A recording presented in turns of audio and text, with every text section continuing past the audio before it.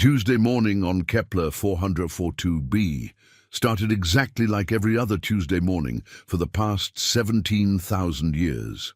Quiblex Thornweaver adjusted his third eye stalk, sipped his regulation cup of lukewarm Zephyrian coffee substitute, and prepared for another soul-crushingly mundane day at the Galactic Pet Registration Bureau.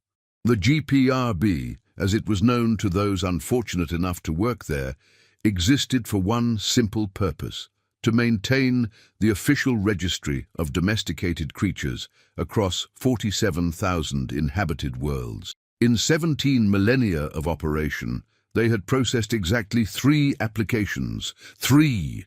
The Rigelians had registered their blobfish, the Centaurians had their singing crystals, and the Vortakians had somehow convinced the review board that their carnivorous furniture qualified as pets. Quiblex had been expecting application number 4 sometime around the heat death of the universe. He was not expecting his communication array to explode in a shower of sparks at precisely 9:47 a.m. Galactic Standard Time. "What in the name of the cosmic void?" Quiblex shrieked, his purple tentacles flailing wildly as his workstation began smoking. Emergency lights flashed red across the normally beige office complex. Alarms wailed. His supervisor, a perpetually irritated gastropod named Wexford Snailsborough, came sliding over at maximum speed, which was roughly equivalent to a particularly motivated slug. "Thornweaver, what did you do?" Wexford's eye stalks twitched with barely contained bureaucratic rage. "I didn't do anything. I was just sitting here wondering if I should alphabetize the paperclips when the whole system went mental." The communication array crackled back to life, displaying a number that made both of them freeze in absolute terror. "Pending applications, 247. That's not possible," Wexford whispered, his voice barely audible above the continuing alarms. "There are only 3 registered pet species in the entire galaxy." Quiblex's fourth eye stalk, the one he used for reading fine print, focused on the scrolling text appearing on his screen. His other 3 eye stalks went completely cross-eyed. "Oh, this is magnificent," he groaned. "Absolutely wonderful. According to this, every single one of these applications was filed by a different species, and they all want to be classified as—" He paused, his voice cracking with disbelief. "As human pets." "Human pets? What in the blazes is a human?" Quiblex frantically tapped his keyboard with 6 different tentacles simultaneously. "Apparently they're some sort of bipedal carbon-based life form from a backwater planet called Earth. Grid reference nowhere particularly interesting. And somehow, they've managed to tame something called a—" He squinted at the screen. "A fluffy death wiggler of Andromeda." Wexford's eye stalks drooped. "A fluffy death wiggler? Those things are apex predators. They're literally designed by evolution to be the perfect killing machine. They have 17 different ways to disembowel you before breakfast."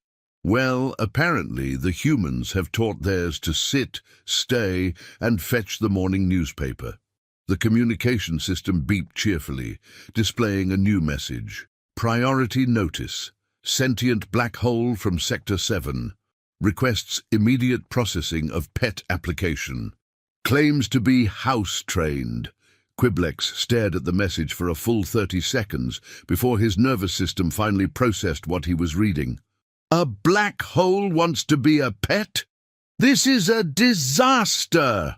Wexford wailed, leaving a trail of bureaucratic slime across the floor. "We can't possibly process 247 applications. The paperwork alone would take centuries. The filing cabinets, the stamps, the forms." Another cheerful beep. "Urgent. Crystalline hive, mined from Rigel 7. Submits documentation proving ability to play dead for extended periods. Requests expedited review." Quiblex's third eye stalk began twitching uncontrollably. "Wexford, I think we have a problem that's slightly larger than our usual 'where did I put my stapler' situation." "Slightly larger? Slightly larger?" Thornweaver, we have nearly every known sentient species in the galaxy trying to become pets for some random bipedal creatures who probably don't even know what a pet registration form looks like. The truth was, Wexford was absolutely right about that last part. At that precise moment, on a small blue planet orbiting an unremarkable yellow star, a retired veterinarian named Meredith Wigglesworth was completely unaware that she had just triggered the greatest bureaucratic catastrophe in galactic history. She was too busy trying to convince her new pet to stop using her neighbor's garden as an interdimensional portal. Back at the GPRB, Quiblex's workstation had begun making sounds that definitely weren't covered in the employee manual. The main computer was wheezing like an asthmatic space whale, and every few seconds it would emit a small puff of purple smoke that smelled suspiciously like burned bureaucracy. "Sir," Quiblex said, his voice climbing several octaves as more applications flooded in. "We're getting requests from species I didn't even know existed. There's something called the gelatinous overlords of Tau Ceti, claiming they can learn to heal on command." Wexford had given up all pretense of maintaining his professional demeanor and was now openly weeping bureaucratic tears. "What's next? Are the cosmic entities going to want belly rubs?" As if the universe had a particularly twisted sense of humor, the communication array immediately chimed with another message. "Filing notice, the eternal consciousness of the Whirlpool Nebula submits Form 42B, requesting classification as therapy pet, includes references from 3 satisfied civilizations." "That's it!" Wexford screamed, his gastropod shell beginning to crack under the stress. "I'm done. Finished, kaput. I've spent my entire career processing maybe 1 application per millennium, and now these humans show up, and suddenly every Tom, Dick, and Harry in the galaxy wants to be domesticated." "Who's Tom, Dick, and Harry?" Quiblex asked innocently. "I don't know. I just heard it somewhere and it sounded appropriately frustrated." The truth was becoming increasingly clear to Quiblex as he scrolled through the mounting applications. Each species wasn't just randomly requesting pet status. They were all specifically referencing the same incident, the successful domestication of what they kept calling the fluffy death wiggler of Andromeda by one human female on planet Earth. "Sir," Quiblex said carefully, "I think we need to understand exactly what these humans did to make every predator in the galaxy suddenly want to live in their houses." "Houses? These creatures don't even have proper hive structures." Another application popped up. "The Silicon Lords of Kepler 186 request immediate consideration for pet status, willing to learn fetch if provided with appropriately sized asteroids." "That's actually kind of sweet," Quiblex admitted. "Sweet, sweet! Thornweaver, we have war machines applying to be lapdogs."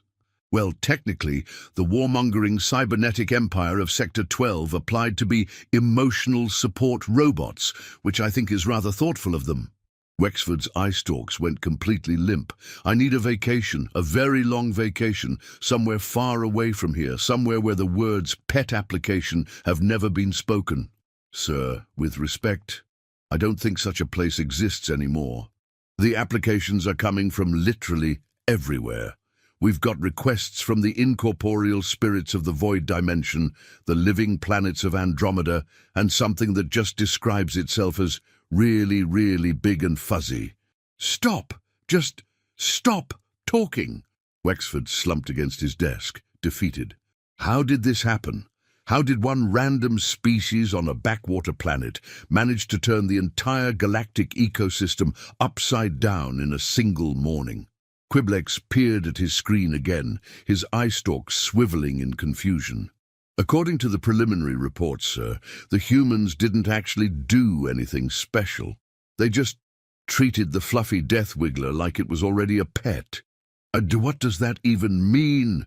"Well, apparently they gave it a name, fed it regularly, taught it basic commands, and—" Quiblex paused, his voice filled with wonder. "They told it was a good boy."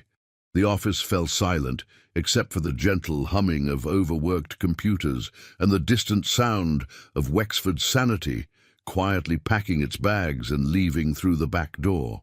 Meanwhile, approximately 47 light-years away, the vicious carnivorous battle slugs of Alpha Centauri were having what could only be described as the most important board meeting in their species' history. These weren't your garden variety slugs, mind you. These were apex predators that had conquered 17 star systems before lunch and still had time for a nice afternoon genocide. Their leader, Supreme Overlord Slurpington the Merciless, was currently doing something that would have horrified his ancestors, practicing how to roll over for treats. "No, no, no!" shouted his second-in-command, General Goobert the Feared. "You're supposed to expose your vulnerable underbelly after the human says good boy, not before." "This is humiliating," Slurpington wailed, his 6-foot-long slug body writhing in frustration. "We've spent millennia perfecting the art of galactic domination, and now we're learning to beg for belly rubs." "Sir, with respect," interrupted Captain Slimothy the Destroyer, "have you seen the footage of the humans with their fluffy death wiggler? That thing could literally devour entire planets, and yet there it was, playing fetch with a stick." "A stick!" Slurpington exclaimed. "A simple piece of wood, and the creature was happy about it." The entire council chamber fell silent as they contemplated this profound mystery. The vicious, carnivorous battle slugs had conquered civilizations through fear, intimidation, and strategic applications of slime. The concept of being happy about fetching sticks was as foreign to them as quantum physics was to a particularly slow turnip. "Sir," General Goobert said hesitantly, What if the humans are onto something? What if being a pet is actually better than being a conquering force of destruction?" The room erupted in shocked gasps. Several junior officers fainted. One particularly dramatic slug began weeping tears of existential confusion. "Better? Better?" Slurpington's eye stalks quivered with indignation. "We are apex predators. We don't do better. We do terrifying." "But, sir," Captain Slimothy ventured, "when was the last time any of us felt content, happy? When did we last wake up excited about the day ahead, instead of just planning which civilization to obliterate?" This question hung in the air like a particularly uncomfortable fart in a space elevator. Back at the GPRB, Quiblex was discovering that the application flood hadn't even reached its peak yet. His workstation was now receiving approximately 17 applications per minute, and each one was more bewildering than the last. "Sir," he called to Wexford, who was currently hiding under his desk and making small, whimpering sounds. "The interdimensional plasma wraiths want to know if they need to be house-trained, or if existing in multiple dimensions simultaneously counts as being well-behaved." "I don't care," came Wexford's muffled response. Just tell them to fill out Form 23C and include 3 character references. From WHO, they exist in dimensions where the concept of character doesn't even exist. Another application pinged onto Quiblex's screen. The sentient asteroid belt of Sector 9 requests pet status, willing to orbit human residences in exchange for regular feeding and occasional petting. "How," Quiblex wondered aloud, "does one pet an asteroid belt?" "Very carefully," Wexford sobbed from under his desk. The communication array chimed again, with an incoming priority message from the Galactic Council of really important beings who make decisions about stuff. Quiblex's 4th eye stalk immediately went cross-eyed with panic. "Oh, wonderful," he groaned. "The Council wants a full report on the pet status crisis within the next 6 standard hours, or they're going to send in the bureaucratic auditors." Wexford's head popped up from under the desk, his eye stalks wild with terror. "The auditors? Not the ones with the clipboards and the disapproving stares. The very same. This is worse than the great filing disaster of 2847. At least that only lasted 3 centuries. Quiblex's communication array started making a sound like a dying space whale having an asthma attack. The sheer volume of incoming applications was causing the ancient computer systems to revolt against their programming. Sparks flew. Smoke poured from ventilation shafts, and somewhere in the distance, an alarm began playing what sounded suspiciously like a funeral dirge. "Sir," Quiblex said, his voice barely audible above the mechanical chaos, "I think our computer is having a nervous breakdown." "Join the club!" Wexford screamed, his professional composure now completely abandoned.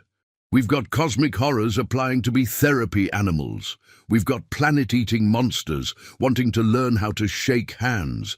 And somewhere out there, there's a human who doesn't even know they've turned the entire galaxy into a cosmic pet adoption agency." The truth was, Wexford was absolutely right. At that very moment, Meredith Wigglesworth was sitting in her kitchen, completely oblivious to the chaos she'd caused, trying to teach her new pet not to accidentally create temporal paradoxes every time it got excited.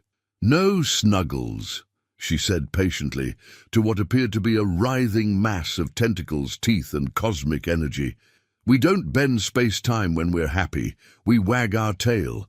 See the difference?" Snuggles, whose full name was actually Devourer of Worlds, Bringer of Endless Nightmares, and Crusher of Hope itself, tried very hard to understand this concept. The creature had spent the last 4,000 years perfecting the art of interdimensional terror, and now it was being asked to express joy through rhythmic appendage movement. It was surprisingly difficult.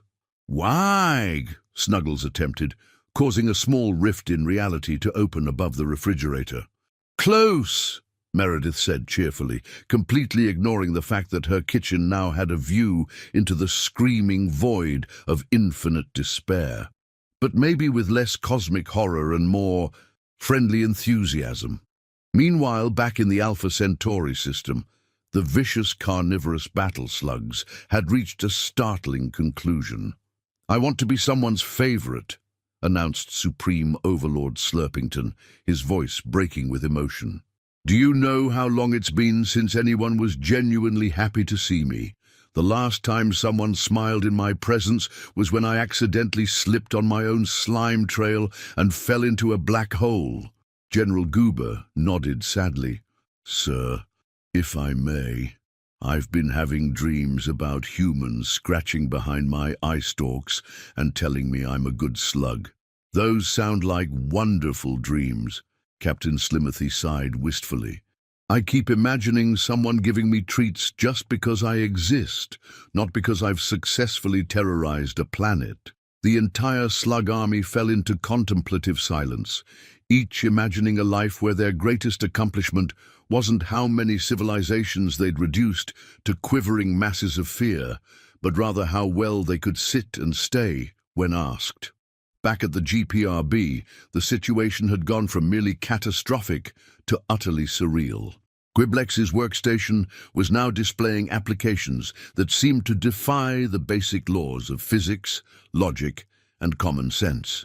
"Wexford!" Quiblex called out, his voice cracking with disbelief. "The collective unconscious of the Andromeda Galaxy has submitted a pet application. They want to know if existing in the shared dreams of billions of beings counts as being house-trained." "What does that even mean?" Wexford shrieked from his hiding spot, which had now expanded to include a filing cabinet and a potted plant. "I don't know," Quiblex replied, his tentacles flailing wildly as more applications flooded in.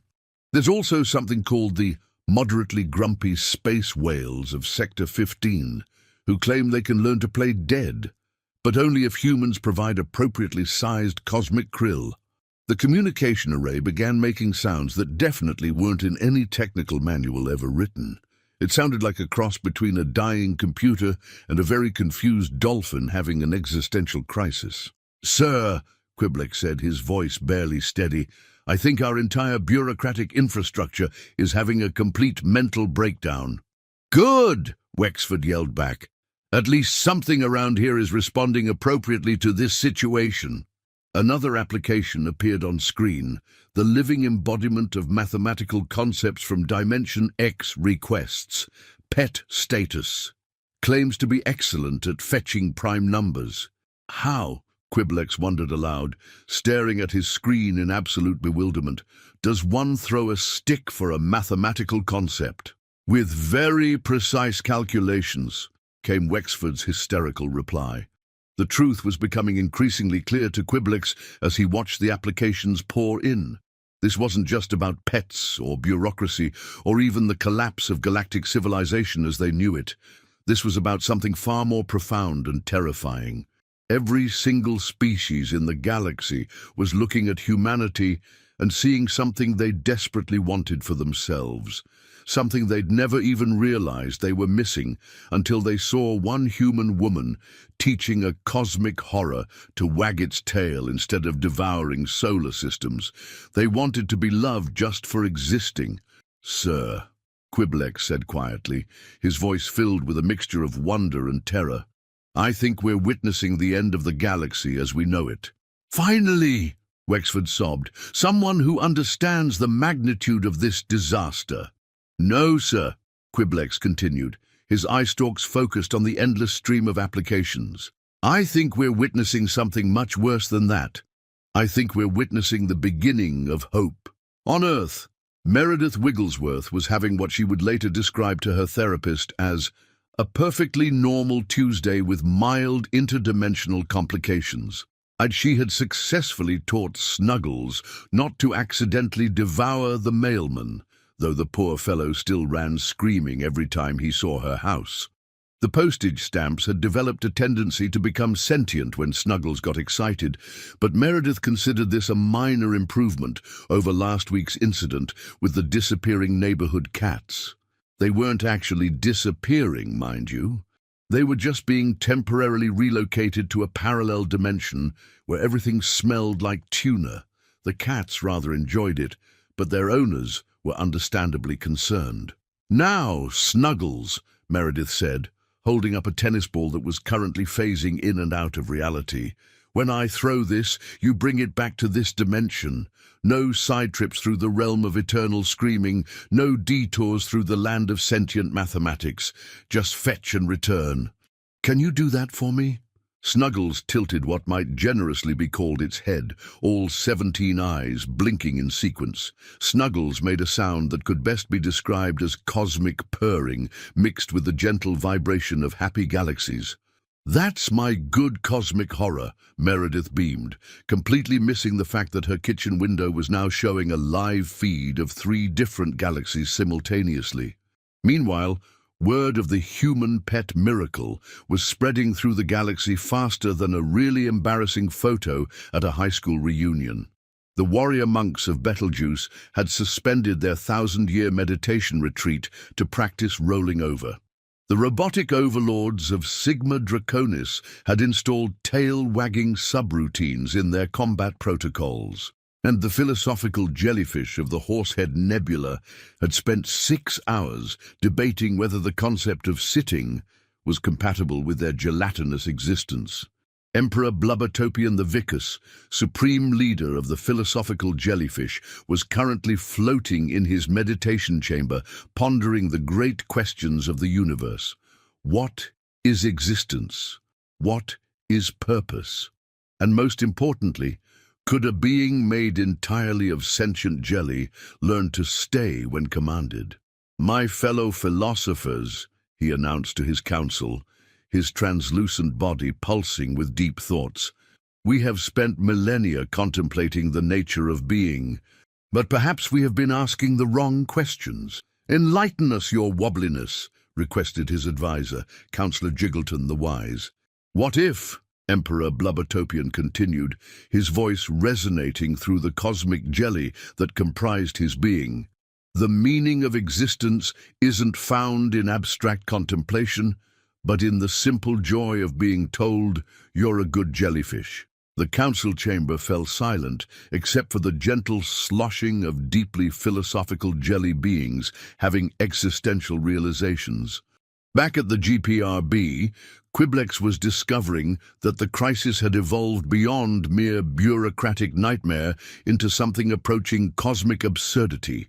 His communication array was now receiving applications written in languages that didn't technically exist, submitted by species that occupied multiple dimensions simultaneously, requesting pet status for entities that defied conventional understanding of what constituted a living being. "Wexford," Quiblex called out, his voice cracking with disbelief. "The sentient color purple from the Magellanic Clouds wants to know if it qualifies for emotional support pet status." "What?" Wexford's voice emerged from somewhere behind a filing cabinet, where he had apparently constructed a small fort out of bureaucratic forms. "Purple isn't even a species. It's a wavelength of light. Well, it claims to have feelings and an extensive resume in providing aesthetic comfort to humans. It's also included 17 references from interior decorators across 3 star systems." The truth was that the universe had collectively lost its mind, but in the most heartwarming way possible. Species that had spent eons perfecting the art of mutual annihilation were now practicing shake hands and play dead. The Galactic Stock Exchange had crashed because nobody could focus on conquering anybody else when they were all busy learning to heal on command. Another application pinged onto Quiblex's screen, this one accompanied by what sounded like very off-key singing, the operatic void wails of Sector 12. "Request consideration for pet status. Willing to perform whale songs in exchange for belly rubs and cosmic krill." "How," Quiblex wondered aloud, "does one give belly rubs to a whale the size of Jupiter?" "Very carefully and with excellent life insurance," came Wexford's muffled reply from his bureaucratic bunker. The communication array suddenly erupted in a shower of sparks and began speaking in what sounded like 17 different languages simultaneously. "Urgent priority alert," it announced in a voice that suggested it was having its own nervous breakdown. "The Galactic Council of really important beings who make decisions about stuff demands immediate answers about the pet status crisis. They want to know why their elite strike force of invincible battle droids is currently learning to sit and stay." Quiblex's eye stalks went completely cross-eyed. "The Council's battle droids are what?" "According to this report," the computer continued, its voice becoming increasingly hysterical, "they've redesigned their primary weapon systems to dispense treats, and their threat assessment protocols now include belly rub delivery systems." "This is madness!" Wexford wailed from his fort. "Complete and utter madness. We've gone from processing 3 pet applications in 17,000 years to having the entire galactic military wanting to become LAP dogs." The truly bewildering part, Quiblex realized as he watched the chaos unfold, was that it was actually working.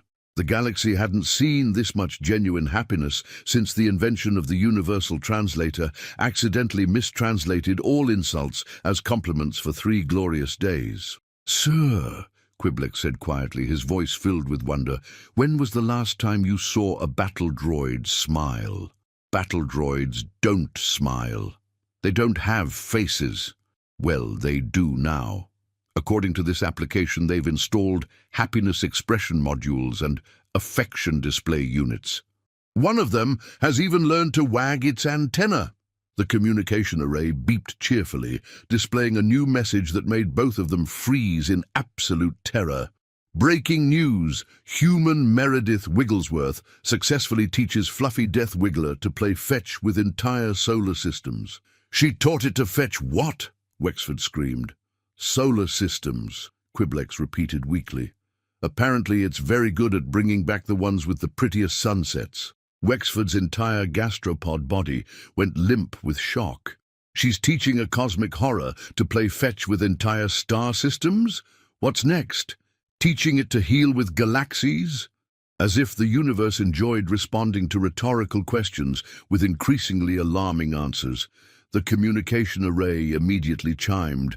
"Update. Fluffy Death. Wiggler snuggles. Demonstrates mastery of SIT, command by temporarily relocating the Andromeda Galaxy to a more comfortable position." It moved Andromeda. Quiblex shrieked, his tentacles flailing in panic. Only slightly to the left, the computer clarified helpfully. The humans found the previous angle aesthetically displeasing. Galactic positioning has been restored to more photogenic coordinates. Back on Earth, Meredith was completely unaware that Snuggles' latest trick had caused 17 different astronomical societies to have collective nervous breakdowns.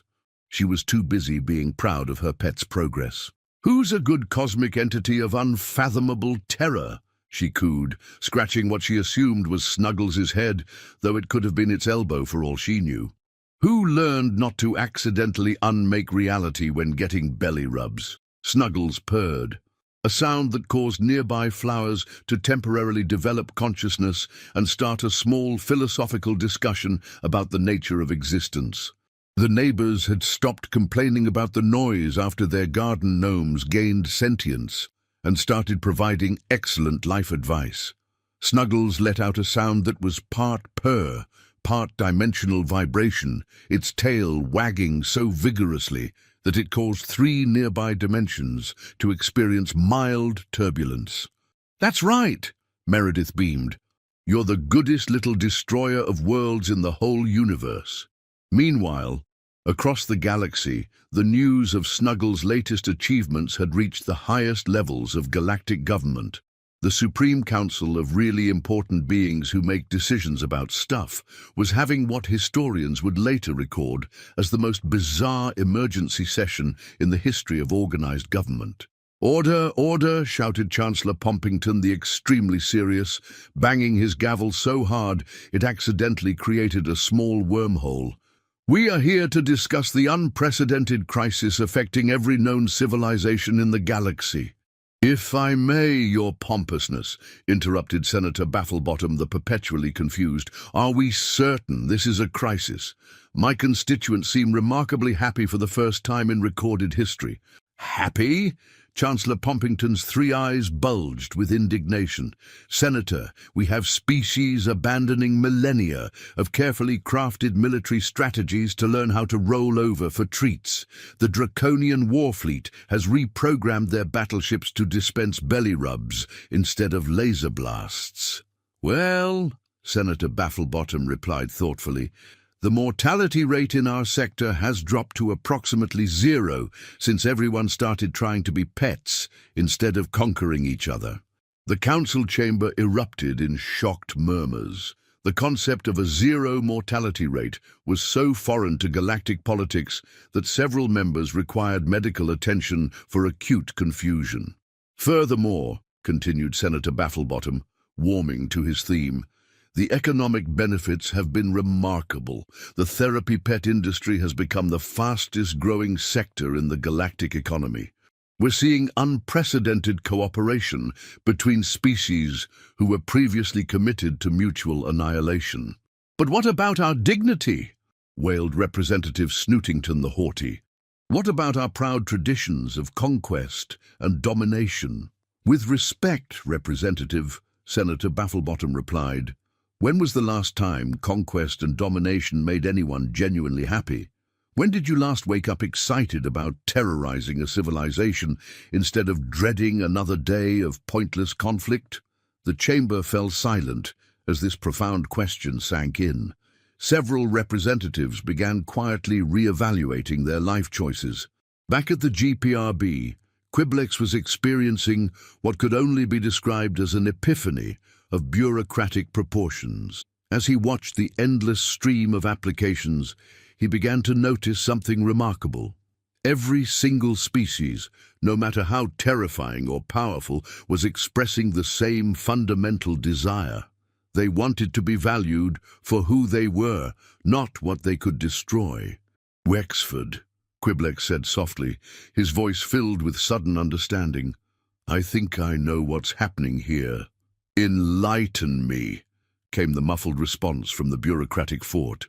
"Because from where I'm sitting, the entire universe has gone completely mad." "What if," Quiblex continued thoughtfully, "the universe hasn't gone mad? What if it's finally gone sane?" The silence that followed this statement was so profound that even the malfunctioning computers stopped sparking in what seemed like respectful contemplation. Then Wexford's voice emerged from his bureaucratic bunker, small and confused. "What do you mean, gone sane?" "Think about it, sir," Quiblex said, his eye stalks focusing on the endless stream of applications with new understanding. "For millennia, we've had species conquering, destroying, terrorizing each other in an endless cycle of violence and misery. And now, suddenly, they all want the same thing: to be loved, to be valued, to have someone happy to see them when they come home. But they're apex predators," Wexford protested weakly. "So were wolves," Quiblex replied, "and humans turned them into creatures that wag their tails and bring them slippers. Maybe that's not domestication, sir. Maybe that's evolution." Meanwhile, the crisis had reached such proportions that emergency pet training centers were being established on every inhabited world in the galaxy. The intimidating space pirates of the Crab Nebula had converted their entire fleet into mobile obedience schools. The merciless robot collective had reprogrammed their artificial intelligence to prioritize cuteness optimization protocols, and the ancient cosmic entities who existed before time had started attending group therapy sessions to discuss their feelings about wanting belly rubs. On the planet Rigel Prime, the most feared warrior in galactic history was having what could only be described as an identity crisis. General Smashy McDeathface, Supreme Commander of the unstoppable Horde of Doom, was currently sitting in a circle with 17 other reformed conquerors, sharing his feelings about wanting to be someone's favorite pet. "My name is Smashy," he began hesitantly, his voice surprisingly gentle for someone who had once destroyed entire star systems before breakfast. "And I just want someone to tell me I'm a good boy." "Hi, Smashy," chorused the other reformed galactic terrors. "It's been 47 days since I last conquered anything," Smashy continued, his massive claws nervously fidgeting with what appeared to be a small stuffed animal. "Instead, I've been practicing sit and stay, and I think I'm getting pretty good at it." The circle erupted in supportive applause from creatures that had previously expressed affection only through strategic applications of terror. "The thing is," Smashy went on, his voice cracking with emotion, "I never realized how exhausting it was to be terrifying all the time. Do you know how much energy it takes to maintain an aura of menacing doom 24 hours a day? I'm tired, you know.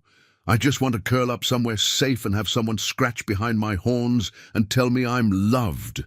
There wasn't a dry eye in the house, though admittedly several of the attendees didn't technically have eyes in the conventional sense.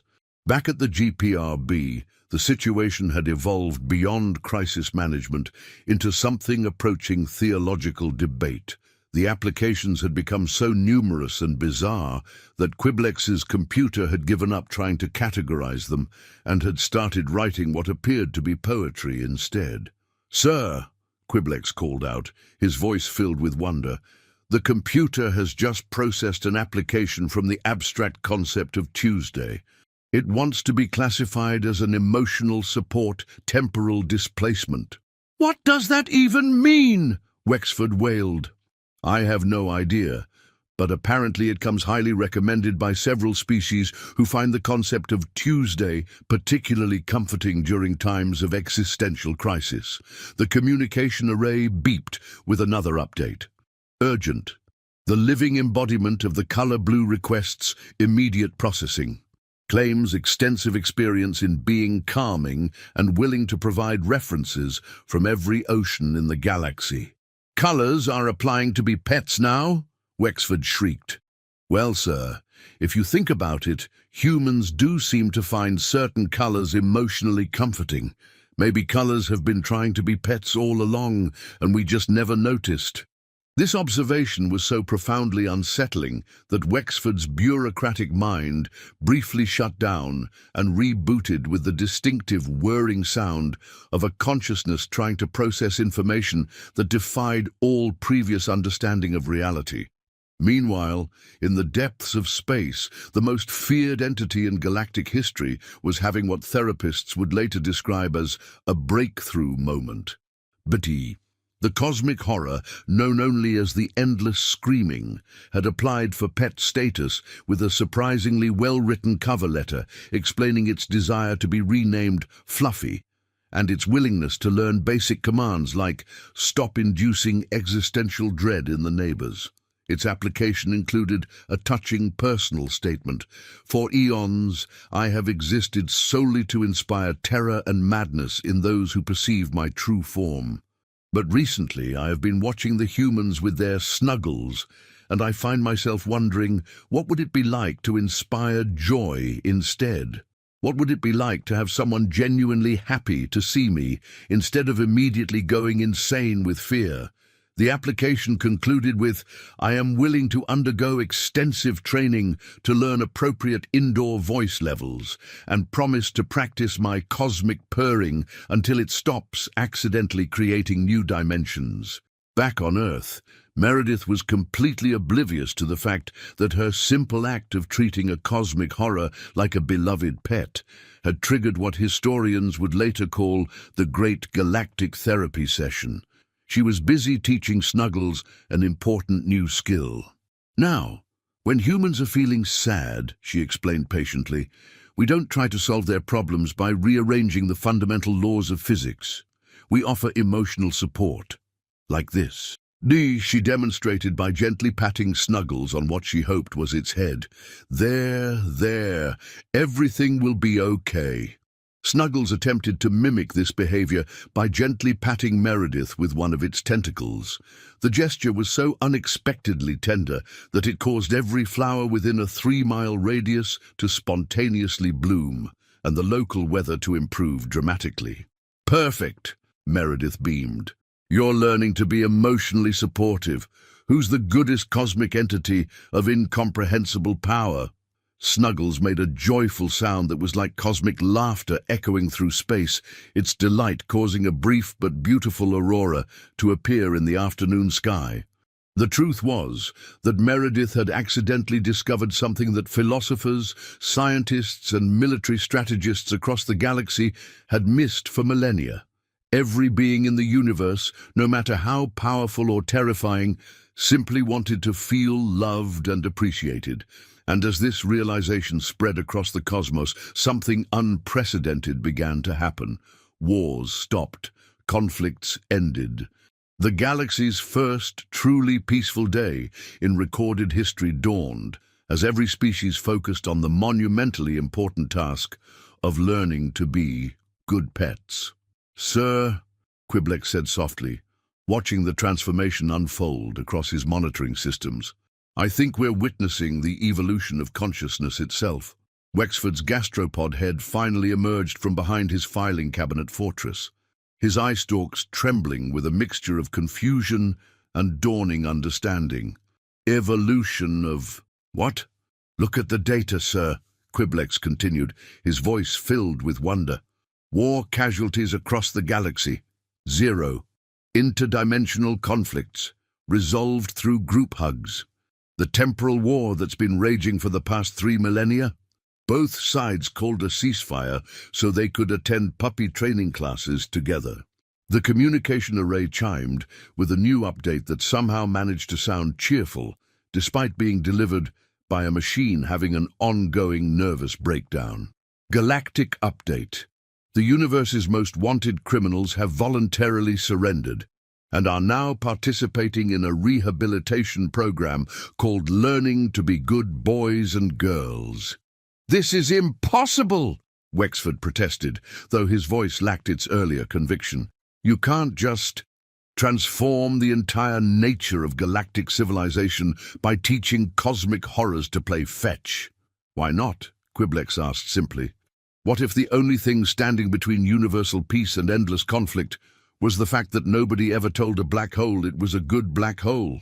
As if summoned by this very question, another application appeared on Quiblex's screen.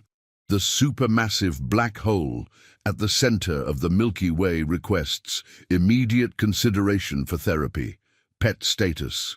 specializes in deep listening and absorbing negative emotions, house-trained to only consume things when explicitly asked.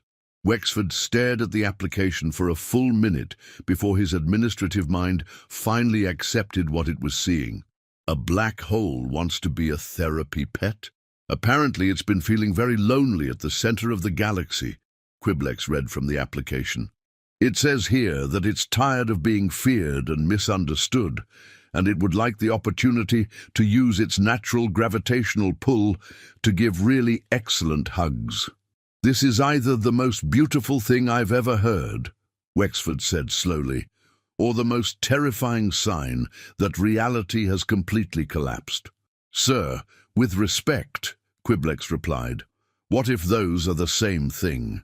Meanwhile, across the galaxy, the transformation was accelerating beyond anyone's wildest imagination.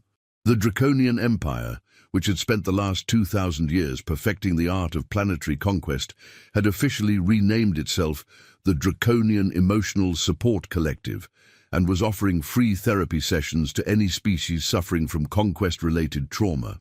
Their former emperor, who had once been known as His Most Terrifying Majesty, Destroyer of Hope and Crusher of Dreams, was now going by Snuggle Emperor Cuddles I, and had personally written a 17-page manifesto on the therapeutic benefits of being told you're a good dragon. The manifesto, which became an instant bestseller across 47 star systems, included such profound insights as, for too long, we have mistaken fear for respect. But what we truly craved was not the terror in our subjects' eyes, but the joy of being genuinely appreciated for who we are beneath our scales. Back on Earth, Meredith was teaching Snuggles perhaps the most important lesson yet: how to comfort someone who was having a bad day. She had deliberately pretended to be sad, and now Snuggles was practicing the delicate art of cosmic sympathy. Remember, she said gently, when someone is upset, we don't try to fix everything immediately. Sometimes people just need to know that someone cares about them. Snuggles nodded with all 17 eyes and very carefully placed what appeared to be its gentlest tentacle on Meredith's shoulder. The gesture was so perfectly calibrated that it managed to be comforting without accidentally opening any rifts in the space-time continuum. Snuggles made a soft sound that resembled the gentle hum of contentment mixed with the whisper of solar winds. Yes, that's exactly right, Meredith smiled, no longer pretending to be sad because Snuggles' obvious concern for her well-being was genuinely heartwarming. You're learning to be emotionally intelligent. That's my good cosmic entity. The joy radiating from Snuggles at this praise was so pure and genuine that it caused every person within a 10-mile radius to suddenly feel inexplicably optimistic about life. 3 long-standing neighborhood disputes resolved themselves spontaneously, and the local divorce rate dropped to 0 for the rest of the week. What neither Meredith nor Snuggles realized was that their training session was being broadcast live across the galaxy through an interdimensional viewing network that had been established by species desperate to learn proper pet behavior. Billions of beings across thousands of worlds were taking notes on proper emotional support techniques. The supreme overlord of the mechanical death swarm was particularly impressed by Snuggles' progress and sent a formal request to the GPRB asking if robotic entities could qualify for emotional support certification. The application included detailed schematics for sympathy subroutines and comfort dispensing protocols. What happened next would later be known as the day humanity accidentally created the first universal classification system for emotional intelligence. Meredith, in her infinite and completely unintentional wisdom, had developed what she called the Good Pet Guidelines, which she'd written on the back of a grocery list while Snuggles was napping. The guidelines were deceptively simple. Be kind. Listen when someone needs to talk. Offer comfort without trying to fix everything. Celebrate the small victories. And most importantly, love unconditionally. These 5 simple rules had somehow become the foundational principles for an entirely new form of galactic civilization. Meanwhile, the Galactic Council of really important beings who make decisions about stuff was having what could only be described as a complete existential meltdown. Chancellor Pompington, the extremely serious, had called an emergency session, but half the council members were attending therapy sessions for their own pet status applications. "This is unprecedented," Chancellor Pompington declared, his voice echoing through a chamber that was now notably emptier than usual. "We have senators learning to heal instead of attending committee meetings. Our military advisors are practicing rollover instead of planning defensive strategies." Senator Bafflebottom, the perpetually confused, who had stayed behind primarily because he'd forgotten where the therapy sessions were being held, raised a tentative appendage. "Your pompousness, if I may, our approval ratings have never been higher. The citizens actually seem to like us now that we've stopped trying to govern them and started asking if they need emotional support instead." "That's not governing, that's... Chancellor Pompington struggled to find words for what it actually was. "Caring?" suggested Representative Snootington the Haughty, who had recently discovered that being genuinely concerned about others' well-being was far more satisfying than maintaining aristocratic disdain. The very concept of caring as a legitimate form of government caused such cognitive dissonance among the remaining council members that 3 of them fainted and 2 others began speaking in ancient mathematical equations. Back on Earth, Meredith was dealing with an unexpected visitor. Her neighbor, Mrs. Henderson, had come over to complain about the interdimensional rifts that kept appearing in her garden, but had instead been completely mesmerized by watching Snuggles demonstrate its latest trick, offering emotional support to distressed houseplants. Is it talking to my petunias?" Mrs. Henderson asked in wonder, watching as Snuggles gently encouraged a particularly droopy flower to stay strong and believe in itself. "Oh, yes," Meredith replied cheerfully. "Snuggles has developed quite a talent for botanical therapy. Your roses have been looking much more confident lately, haven't they?" Indeed, Mrs. Henderson's entire garden had undergone a remarkable transformation. The flowers were blooming with unprecedented enthusiasm, the vegetables were growing to previously impossible sizes, and the lawn had developed what could only be described as a positive attitude about being walked on. "But how is this possible?" Mrs. Henderson demanded, though her voice lacked any real irritation, because it's very difficult to be upset when cosmic entities are providing free therapy to your landscaping. "Well," Meredith said thoughtfully, "I think Snuggles understands something that we sometimes forget. Every living thing, no matter how small or seemingly insignificant, wants to feel valued and appreciated." As if to demonstrate this point, Snuggles approached a wilted dandelion and very gently patted it with the tip of one tentacle while making encouraging purring sounds. The dandelion immediately perked up and began glowing with a soft, golden light. "That's my good cosmic entity," Meredith beamed, helping others feel better about themselves. The joy radiating from this simple act of kindness was so pure that it caused Mrs. Henderson to have what she would later describe to her book club as a profound spiritual awakening involving interdimensional lawn care. Meanwhile, across the galaxy, the pet training centers had evolved into something far more significant. They had become centers for what species were calling emotional evolution education. The curriculum had expanded beyond basic commands to include advanced courses in empathy, compassion, and understanding.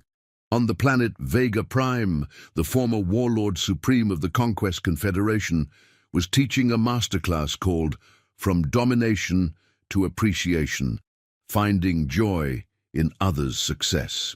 His star pupil was a massive tentacled creature that had once been known as the Devourer of Hope, but now went by Professor Hugsworth and specialized in giving really excellent motivational speeches. The key Warlord Supreme explained to his class of former galactic terrors, is understanding that true strength comes not from making others fear you, but from helping others discover their own strength. The class nodded enthusiastically, taking careful notes with claws, tentacles, and various appendages that had previously been used exclusively for destruction. Now, let's practice positive affirmations, Warlord Supreme continued. Everyone turn to your partner and tell them one thing you genuinely appreciate about them. The resulting chorus of compliments from creatures that had previously communicated only through roars of intimidation was so heartwarming that it caused the planet's 3 moons to spontaneously align in what local astronomers declared to be a cosmic smile. Back at the GPRB, Quiblex was experiencing something he'd never felt before in his 17,000 years of bureaucratic service, job satisfaction. Instead of processing meaningless paperwork, he was now helping facilitate the greatest transformation in galactic history. "Wexford," he called out excitedly. "We just received our first successful graduation notice. The cosmic horror known as the Endless Screaming has completed its emotional support training and has been officially renamed Therapy Buddy Steve." Wexford, who had finally emerged from his fort and was now actively participating in what he called constructive chaos management, reviewed the graduation certificate with wonder. "It says here that Steve specializes in existential comfort and has received certification in advanced cosmic cuddling techniques." "And look at this testimonial," Quiblex added, his voice filled with pride. 3 separate civilizations have written letters of recommendation praising Steve's ability to help them work through their fear of the unknown by literally embodying the unknown and being really, really nice about it. The transformation was so complete and so successful that even the universe's most skeptical philosophers were beginning to admit that maybe, just maybe, the humans had stumbled onto something profound. The truth was that Meredith had accidentally discovered the universe's most fundamental law, that love, when applied consistently and without condition, could transform literally anything into something beautiful. "Sir," Quiblex said quietly, watching as another success story scrolled across his screen, "I think we need to reclassify our entire understanding of what constitutes civilization." "How so?" Wexford asked, though he suspected he already knew the answer. "Well," Quiblex continued, "we've been measuring civilizational advancement by technological development, military power, and resource control. But what if the real measure of advancement is simply how well a species treats each other?"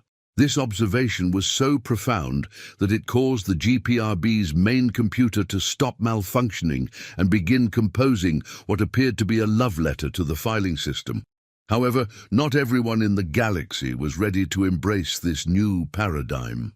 Deep in the forgotten sectors of space, there existed a species that had built their entire civilization on the principle that emotions were weakness and caring was a form of cosmic disease. They called themselves the logical supremacists of Codex 7, and they were absolutely horrified by what they were witnessing. Their leader, Supreme Logic Master Calculator Prime, had called an emergency meeting of the High Council of Rational Thought to address what they were calling the emotional contamination crisis. "Fellow beings of pure reason," Calculator Prime announced, his voice devoid of any warmth whatsoever, "we face the greatest threat to logical thought in the history of the universe. Across 47 star systems, sentient beings are abandoning rational decision-making in favor of feelings." The council chamber, a sterile white room designed to eliminate any possibility of emotional comfort, filled with the sound of disapproving calculations. The logical supremacists communicated primarily through mathematical equations, considering spoken language to be inefficiently emotional. "The infection is spreading," continued Data Overlord number 7, presenting a holographic chart covered in alarming statistics. "Productivity across conquered worlds has dropped by 87%. because former slaves are now receiving emotional support instead of motivational terror. Our most effective intimidation protocols have become completely useless because our targets keep trying to give us hugs. This is unacceptable, Calculator Prime declared, his metallic voice rising to what could generously be called a slightly elevated computational tone. We must find the source of this emotional plague and eliminate it before it destroys the logical order of the universe. What the logical supremacists didn't realize was that their own discussion was being monitored by a reformed space pirate named Captain Snugglebottom, the formerly Fierce, who had been conducting routine happiness patrols in the area. Captain Snugglebottom immediately sent an urgent message to the newly established Galactic Emotional Support Network. The message was brief but alarming. Urgent. Species immune to joy discovered. They seem to think feelings are a disease, requesting immediate intervention by specialized therapy units. Also, they could really use some hugs. Back on Earth, Meredith was having what she would later describe as a perfectly ordinary Wednesday involving minor reality adjustments. Snuggles had learned a new trick that morning, and she was trying to figure out exactly what it was supposed to accomplish. "Snuggles," she said patiently, "while I appreciate your enthusiasm for helping the local wildlife, I'm not sure the squirrels need to be temporarily relocated to a dimension where nuts are sentient and eager to be gathered." The squirrels in question seemed remarkably happy about their interdimensional vacation, but Meredith felt it was important to maintain some boundaries regarding casual manipulation of space-time for the convenience of backyard animals. Snuggles made an encouraging warble that sounded like cosmic wind chimes, celebrating the birth of new stars. "It's very thoughtful of you," Meredith assured it, "but maybe we should focus on tricks that don't require explaining temporal mechanics to the homeowners association." At that precise moment, her doorbell rang. This was unusual for several reasons, not least of which was the fact that most delivery people had learned to leave packages at the end of the driveway ever since Snuggles had accidentally turned the mailbox into a portal to the cheerful dimension. Meredith opened the door to find three beings that looked like they'd been designed by someone who thought emotions were a manufacturing defect. They were perfectly geometric, completely colorless, and radiated the kind of antiseptic efficiency that made hospital waiting rooms seem cozy by comparison. "Greetings, human-designated Meredith Wigglesworth," announced the lead figure in a voice that sounded like a calculator having an existential crisis. "We are representatives of the logical supremacists of Coldex 7. We have come to cure you of your emotional contamination." "Oh," Meredith said brightly, because she was constitutionally incapable of being anything but cheerful to unexpected visitors. "How nice. Would you like some tea? I just put the kettle on." The three logical supremacists recoiled as if she'd offered them molten poison. "Tea implies comfort. Comfort implies emotional satisfaction. We require only the immediate cessation of your feelings-based infection." "Well," Meredith said thoughtfully, "I'm not sure feelings work that way. But please come in. You look like you could use some cheering up."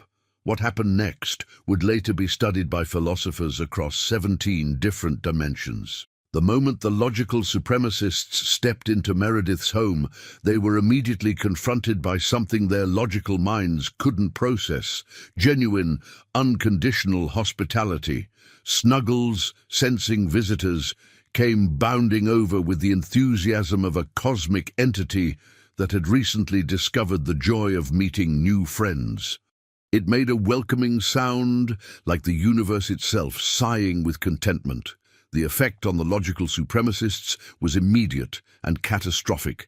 Their perfectly ordered thoughts began experiencing what they would later describe as severe computational errors as they tried to process the concept of being welcomed with joy rather than fear.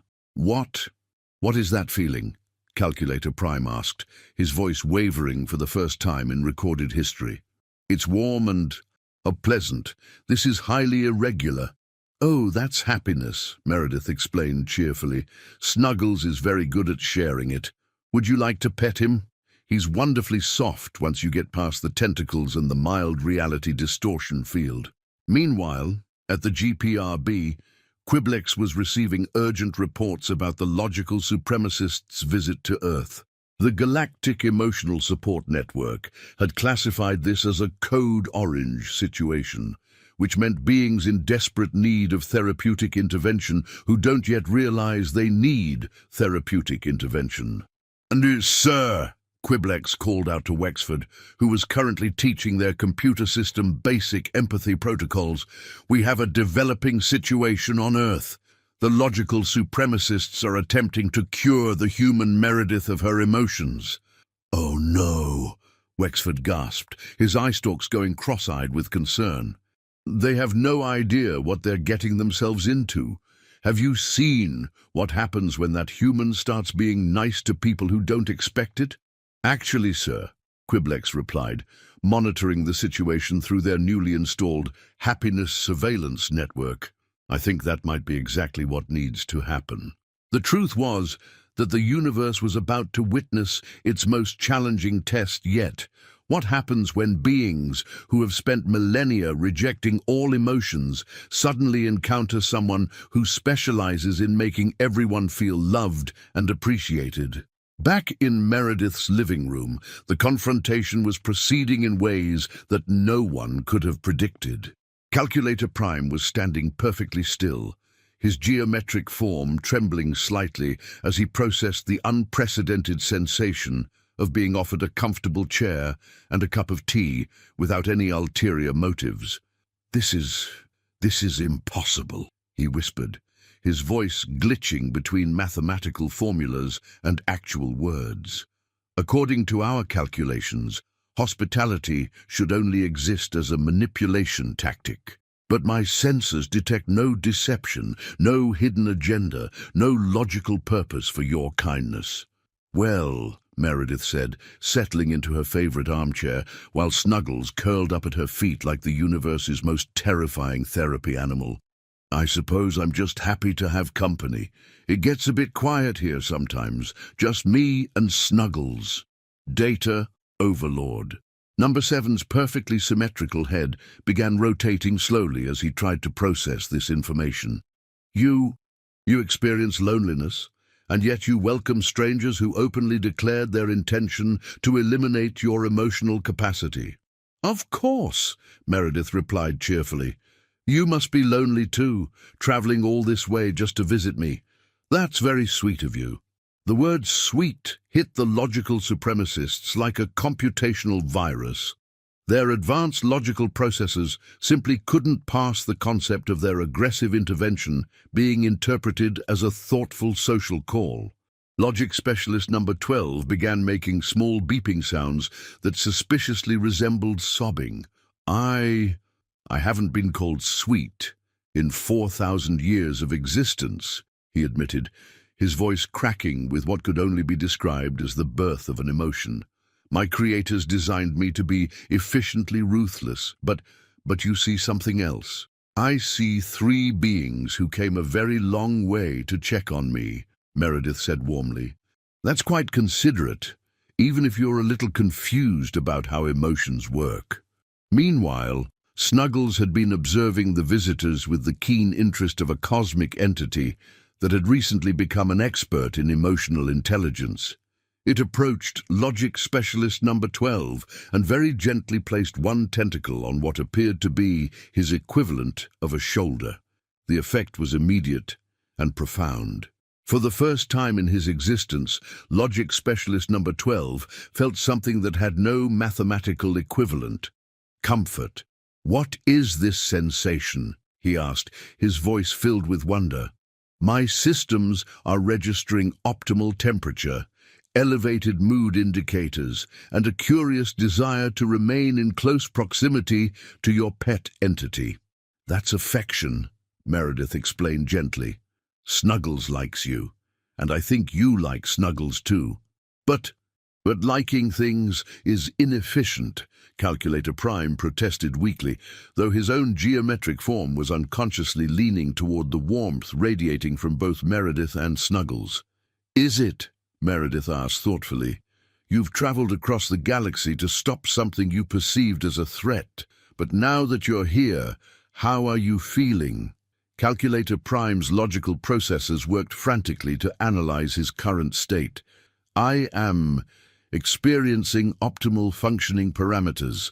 My stress levels have decreased by 97%.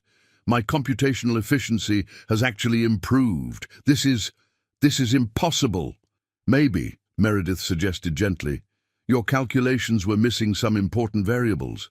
What the logical supremacists didn't realize was that their entire conversation was being broadcast live across the galactic emotional support network. Billions of reformed cosmic entities were watching with breathless anticipation as the universe's most emotionally resistant beings encountered the unstoppable force of genuine human kindness. On Vega Prime, Professor Hugsworth, formerly the Devourer of Hope, was taking notes for his advanced empathy course. "Class, observe how the human doesn't try to convince them they're wrong. She simply demonstrates a better way of being." Day. On Rigel 7, General Smashy McDeathface was wiping away tears with his massive claws. "This is the most beautiful thing I've ever seen," he sniffled. "She's not trying to change them, she's just loving them exactly as they are." Back on Earth, Data Overlord number 7 was experiencing what he would later describe as a catastrophic failure of emotional firewalls. His voice became increasingly human as he spoke. "We came here to cure you of feelings, but I think we're the ones who need curing. We've been so afraid of emotions that we forgot they're not a weakness. They're what make existence meaningful." "Would you like to stay for dinner?" Meredith asked warmly. "I was going to make soup, and Snuggles loves having guests." The three logical supremacists looked at each other, their perfect geometric forms somehow managing to convey emotions they'd never experienced before. Calculator Prime's voice was barely a whisper. We would like that very much." What followed was the most extraordinary dinner party in the history of the universe. Meredith bustled around her kitchen, preparing soup while chatting cheerfully about her garden, completely oblivious to the fact that she was hosting three beings who had arrived with the intention of eliminating emotions from existence. Snuggles had appointed itself as official greeter and was gently introducing the logical supremacists to various household objects, explaining their emotional significance with a series of purrs, warbles, and minor reality adjustments that somehow made perfect sense. "And this," Snuggles seemed to communicate through a gentle tentacle gesture toward Meredith's favorite coffee mug, "is the vessel of morning contentment. Observe its comforting curvature and the way the human's stress levels decrease by 37% when she holds it." Logic specialist number 12 was taking careful notes on what appeared to be an emotional energy scanner. "Fascinating. The ceramic object itself is functionally identical to thousands of other vessels, but its association with positive experiences has created measurable happiness resonance." Meanwhile, Data Overlord number 7 was having what could only be described as a complete emotional awakening. He had discovered Meredith's collection of houseplants and was experiencing the unprecedented joy of being introduced to beings that communicated purely through emotional energy. "The small green entities," he announced with wonder, "they don't use logic at all. They simply exist in a state of perpetual optimism, converting sunlight into happiness. This is the most efficient system I've ever encountered." Calculator Prime, meanwhile, was helping Meredith set the table and discovering that the simple act of being useful to someone who appreciated his efforts was causing his processors to experience what he could only describe as satisfaction algorithms. "Human Meredith, he said carefully. "I am confused by my operational parameters. Assisting you with this task serves no logical purpose for my own survival, yet my efficiency ratings are at optimal levels. That's because helping people feels good," Meredith explained, ladling soup into bowls. "It's one of the nicest things about being alive. Helping people feels good," Calculator Prime repeated slowly, as if testing the concept for computational errors. "This implies that positive emotions are not inefficiency, but rather optimization of life satisfaction protocols." "Exactly," Meredith beamed. "You're getting it." Across the galaxy, the Galactic Emotional Support Network was experiencing what could only be described as its finest hour. The live broadcast of Meredith's dinner party had become the most watched event in galactic history, surpassing even the famous Great Cosmic Sneeze of 2847 that had briefly rearranged 3 star systems. On planet after planet, beings who had spent eons perfecting the art of being terrifying were learning that the simple act of sharing a meal could be more powerful than any weapon ever devised. The Supreme Council of really important beings who make decisions about stuff had finally reconvened, but instead of their usual formal meeting chamber, they had gathered in Chancellor Pompington's private garden, where they were having what they called a feelings consultation. "Fellow council members," Chancellor Pompington announced, though his voice had lost its usual pompous authority and had become surprisingly gentle, "I believe we need to fundamentally restructure our approach to governance." "How so, your former pompousness?" asked Senator Bafflebottom, who had brought his emotional support crystal that had recently learned to harmonize with his mood. "Well," Chancellor Pompington continued, "our approval ratings have increased by 4,000% since we stopped trying to control our citizens and started asking them how we could help them feel better. I'm beginning to think that leadership might not be about having power over others, but about helping others discover their own power." This statement was so profoundly revolutionary that it caused several nearby flowers to spontaneously evolve the ability to applaud. Back on Earth, the dinner conversation had reached a level of philosophical depth that would have impressed cosmic entities far more ancient and wise than the ones currently learning about the emotional significance of soup. "The most interesting discovery," logic specialist number 12 was saying between carefully calculated spoonfuls, "is that emotions don't make logical thinking less effective. They make it more effective by providing additional data about optimal life satisfaction outcomes." "And the companionship aspect," added data overlord number 7, who had successfully learned to pet one of Meredith's cats without causing any computational malfunctions, "increases individual efficiency by reducing stress-related system errors and providing motivation for collaborative problem-solving." Calculator Prime nodded thoughtfully. "We had calculated that emotions were inefficient because they can cause suboptimal decision-making, but we failed to account for the fact that purely logical decisions often optimize for survival rather than, what is the human term, happiness." "Exactly," Meredith said warmly. "Sometimes the most logical thing to do is something that makes no sense at all, except that it makes people smile." To demonstrate this point, Snuggles chose that moment to perform its newest trick, temporarily turning all the soup spoons into tiny, edible butterflies that tasted like whatever flavor each person found most comforting.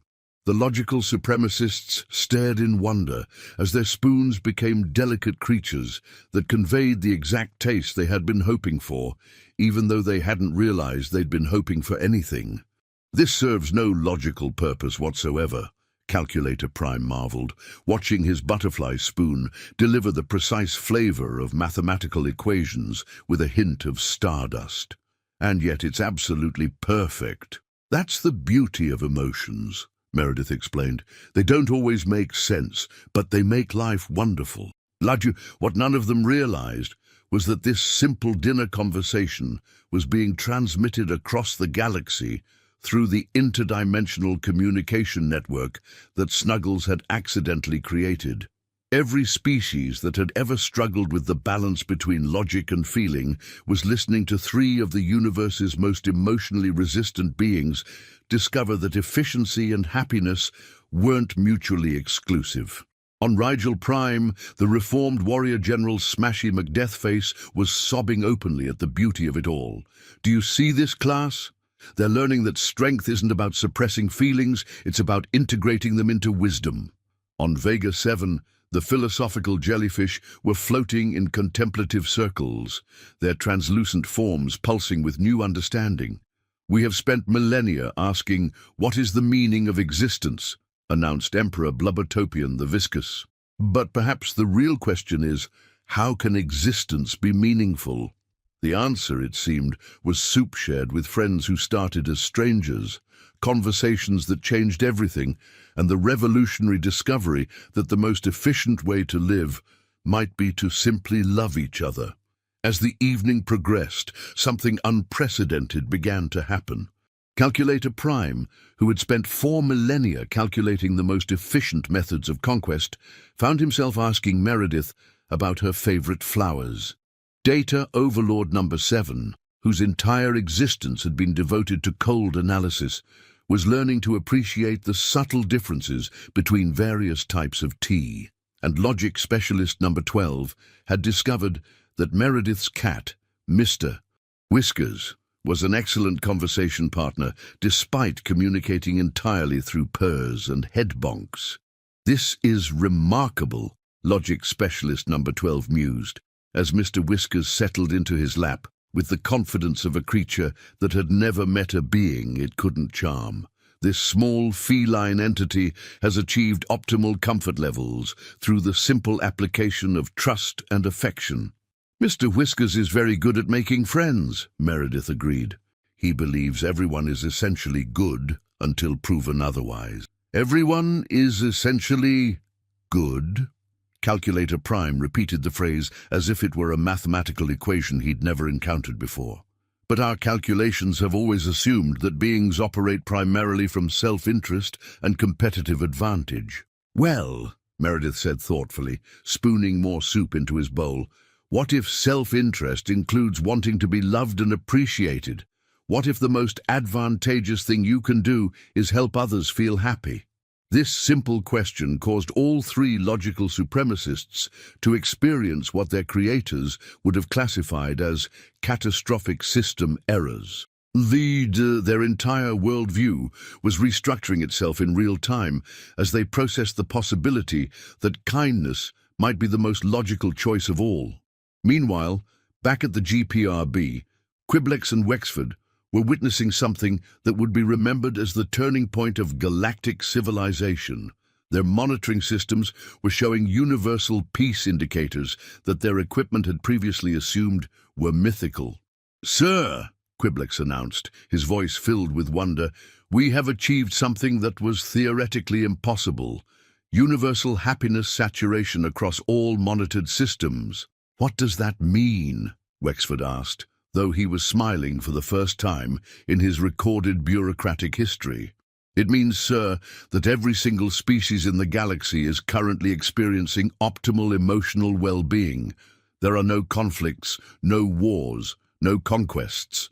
Everyone is either learning to be a better pet, teaching someone else to be a better pet, or having dinner with beings they used to consider enemies." The implications were staggering. The galaxy had achieved perfect peace not through force or diplomacy, but through the simple recognition that everyone wanted the same thing, to be valued, appreciated, and loved. On Earth, Meredith was clearing away the soup bowls, while her three guests helped with the dishes, their geometric forms moving with surprising grace as they learned the meditative properties of shared domestic tasks. "Human Meredith," Data Overlord Number 7 said carefully, "we came here to eliminate your emotions because we believed they were a source of inefficiency and chaos. But we have discovered that emotions are actually optimization protocols for life satisfaction." "That's a very fancy way of putting it," Meredith laughed. "But yes, I suppose they are." then we have been operating under fundamentally flawed assumptions for our entire existence, Calculator Prime admitted. We believed that logic and emotion were incompatible, but in fact, they are complementary systems designed to achieve optimal well-being.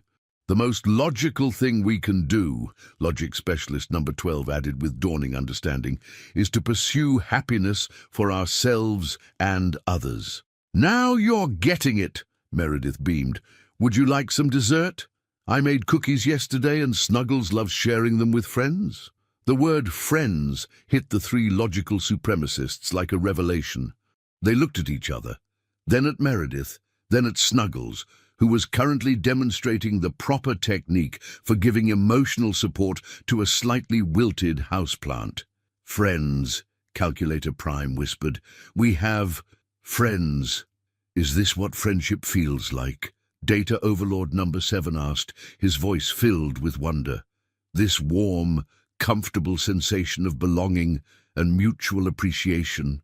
This is exactly what friendship feels like, Meredith confirmed. And the best part is, the more friends you have, the better it gets. Across the galaxy, this moment was being witnessed by billions of beings who had recently discovered that the universe was a much friendlier place than they had ever imagined. The transformation was complete. The age of conquest and domination had ended not with a bang, but with a dinner party and the revolutionary discovery that everyone, no matter how powerful or terrifying, just wanted to be someone's friend. 6 months later, the universe had settled into what historians would later call the golden age of emotional intelligence.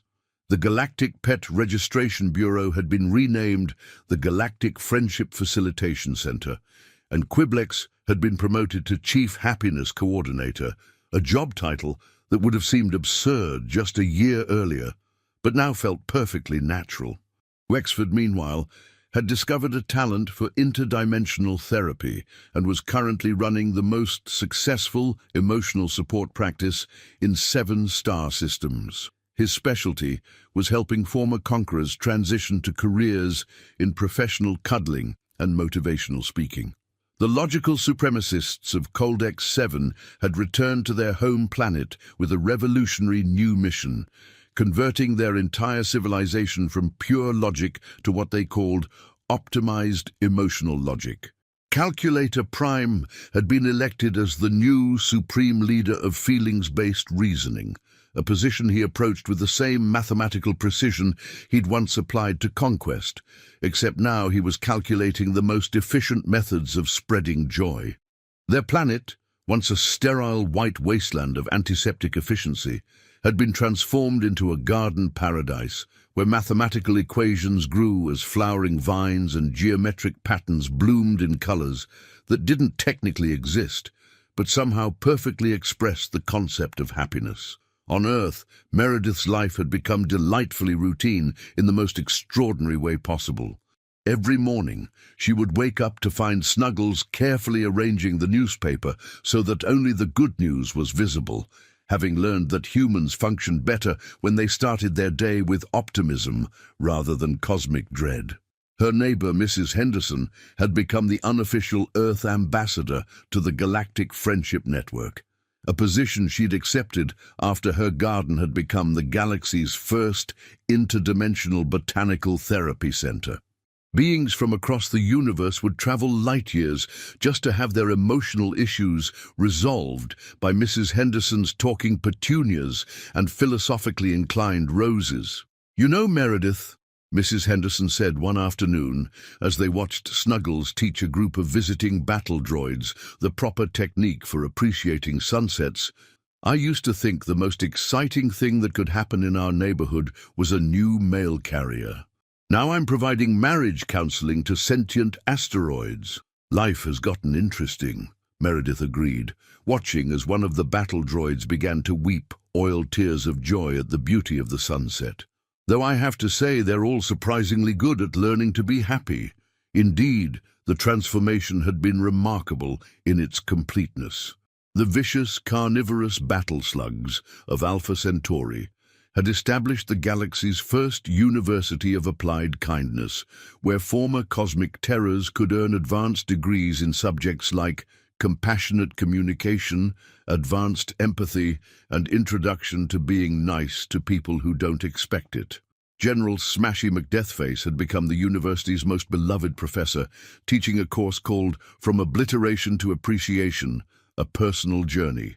His lectures were so popular that beings would wait centuries for enrollment, not because they were mandatory, but because attending one of his classes was guaranteed to leave you feeling fundamentally better about existence. The philosophical jellyfish had solved their eternal question about the meaning of existence by discovering that the meaning of existence was to help others find meaning in their existence. This recursive philosophical breakthrough had caused such pure joy that their entire nebula had begun to glow with what scientists called concentrated happiness radiation. Emperor Blubbertopian the Viscous had written a best-selling book titled Wobbling Toward Wisdom, How I Learned to Stop Overthinking and Start Loving the Universe. The book's central thesis was that the meaning of life could be found in the simple act of being genuinely glad that others exist.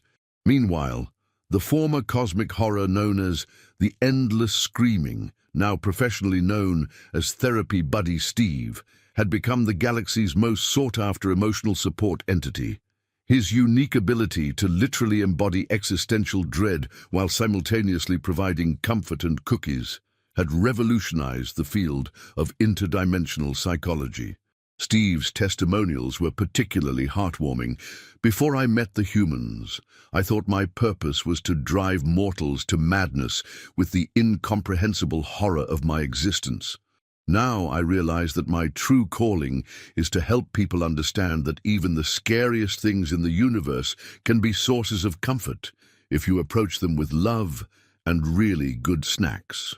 One day, the supermassive black hole at the center of the Milky Way had indeed become a certified therapy pet, specializing in what it called gravitational hugs and event horizon empathy sessions. Its application review had noted excellent listening skills, infinite capacity for accepting problems without judgment, and surprisingly good at keeping secrets. Back at the newly renamed Galactic Friendship Facilitation Center, Quiblex was reviewing the latest happiness statistics with a sense of wonder that never seemed to fade. "Sir," he announced to Wexford during their daily joy assessment meeting, "we've achieved something that our predecessors would have considered mathematically impossible. Universal contentment levels have been stable at optimal parameters for 6 consecutive months. There hasn't been a single act of conquest, domination, or cosmic meanness anywhere in the monitored galaxy." "What's our current pet application status?" Wexford asked, though he already knew the answer would be remarkable. "0 pending applications, sir. Everyone who wanted to be a pet has successfully completed their training and found their perfect human companion. We're now processing applications from humans who want to become emotional support beings for various cosmic entities." This reversal had been particularly delightful. Humans had discovered that being appreciated by grateful former cosmic horrors was an experience unlike any other.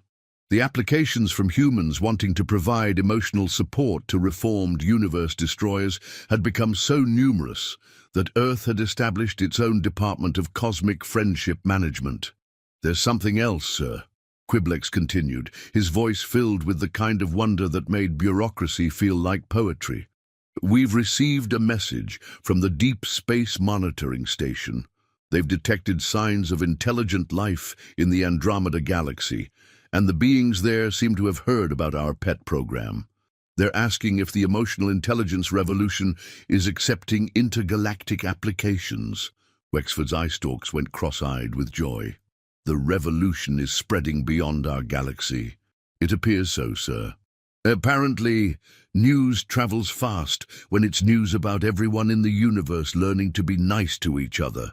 On Earth, Meredith was sitting in her garden with Snuggles, completely unaware that her simple act of kindness had now spread to neighboring galaxies. She was reading a letter she'd received from Calculator Prime, who wrote to her every week to update her on his planet's progress and to thank her for teaching him that logic and love weren't opposites, but perfect partners. "Dear human friend Meredith," the letter began, "this week we calculated the optimal distribution of happiness across our star system and discovered that the most efficient method is simply to ask everyone what would make them smile and then help them achieve it. Who knew that advanced mathematics would lead us to the same conclusion as your grandmother's cookie recipe? Everything is better when it's made with love." Snuggles emitted a gentle, questioning sound that resembled the musical notes of distant quasars having a philosophical discussion. "Yes, Snuggles," Meredith said, scratching behind what she had finally determined was definitely its head. "I think we did something pretty wonderful." As the sun set over Earth, casting golden light across a garden where cosmic entities came for therapy and interdimensional beings learned the value of friendship, Meredith reflected on how strange and beautiful life had become. She had started with one impossible pet and had somehow helped teach the entire universe that the most powerful force in existence wasn't conquest or logic or fear. It was simply the courage to love something that everyone else thought was terrifying.